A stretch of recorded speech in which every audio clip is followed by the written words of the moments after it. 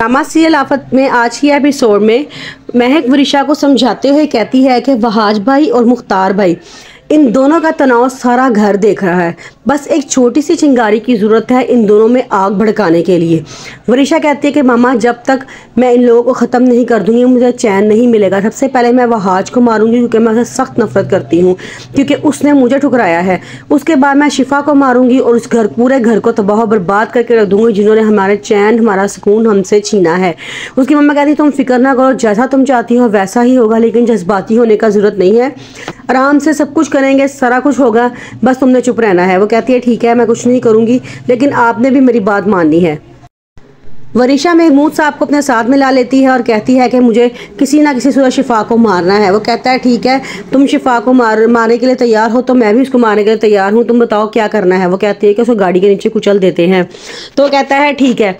फिर वो गाड़ी तेज चला के आ रहा होता है और कहता है कि तुम उसको कोली से लेके बाहर आओ, मैं इसको 3 मिनट में से कुचल के भाग जाऊंगा। तो कहती है ठीक है। वो शिफा को लेती है और कोली से बाहर आ रही होती है तो कहती है शिफा तुम ज़रा रोड क्रॉस करो, पैदल पैदल चल के जाते हैं फिर गाड़ी स्टार्ट करते हैं। शिफा कहती है ठीक है। शिफा रोड क्रॉस करने के लिए आगे आती है। वहाँ से महमूद साहब गाड़ी को तेज़ी से लेकर आ रहे होते हैं तो कोई आदमी आके वो देख लेता है कि शिफा का एक्सीडेंट हो जाएगा। वो फटाफट शिफा को धक्का देता है और दूर कर देता है और इस तरह शिफा एक्सीडेंट होने से बच जाती है।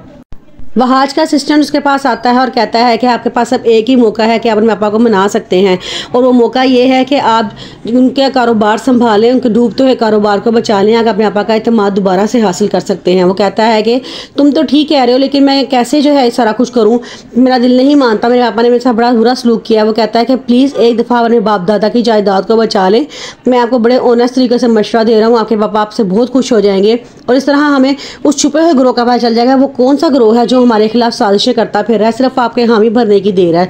वह हाथ पहले तो इनकार करता है, जब ये बात सुनता है तो कहता है चलो ठीक है मैं तुम्हारा साथ देने के लिए तैयार हूँ।